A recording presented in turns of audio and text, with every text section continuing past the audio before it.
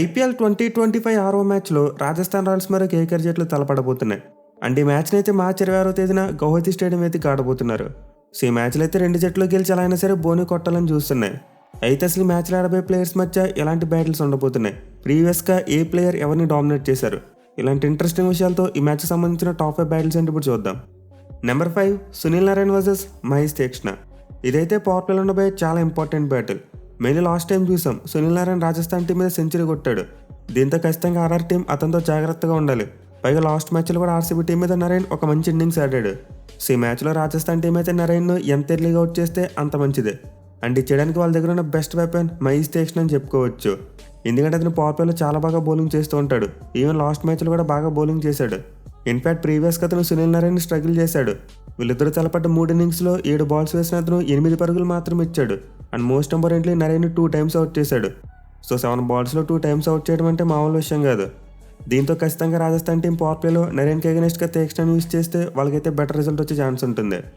Number 4 Shimron Hetmyer versus Varun Chakravarthy. ఇదైతే middle ఓవర్స్లో ఉండబోయే ఒక crucial battle. Especially Hetmyer last మ్యాచ్లో ఎస్ఆర్హెచ్ టీం మీద మంచిగానే బ్యాటింగ్ చేశాడు.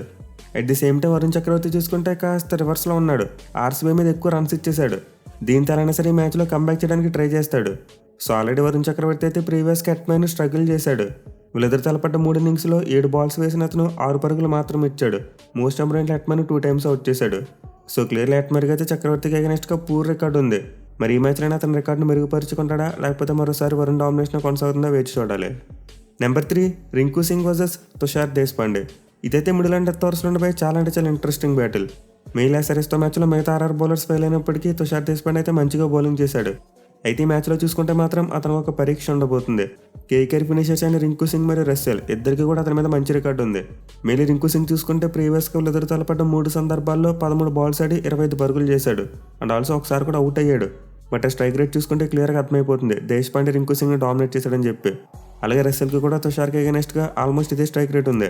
చూడాలి మరి మ్యాచ్లో డెత్ ఓవర్స్లో తుషార్ దేశ్పాండే కేకేఆర్ ఫినిషర్స్ను ఎలా ఆపుతాడనేది. Number 2 Sanju Samson versus Sunil Narine. ఇదైతే పవర్ ప్లేలో కేకేఆర్ టీం కావాలని ఎన్ఫోర్స్ చేయవలసిన బ్యాటిల్. సో లాస్ట్ మ్యాచ్లో అయితే సంజు శాంసన్ మంచిగా ఫామ్లోకి వచ్చాడు. పైగా అతను ఇంపాక్ట్ ప్లేయర్గా ఆడుతున్నాడు కాబట్టి తన బ్యాటింగ్ మీద ఫోకస్ చేస్తున్నాడు. దీంతో కేకేఆర్ టీం సంజు శాంసన్ను వీలైనంత త్వరగా అవుట్ చేయాలి.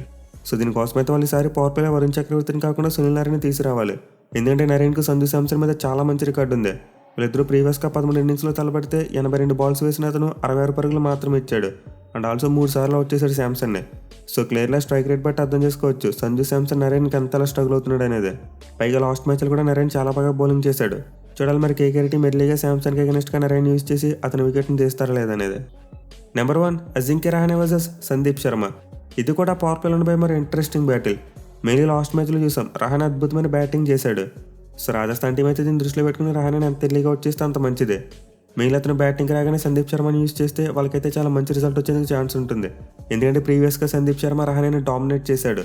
వీళ్ళిద్దరు తలపడ్డ 10 ఇన్నింగ్స్లో 79 బాల్స్ వేసిన అతను 75 పరుగులు మాత్రం ఇచ్చాడు.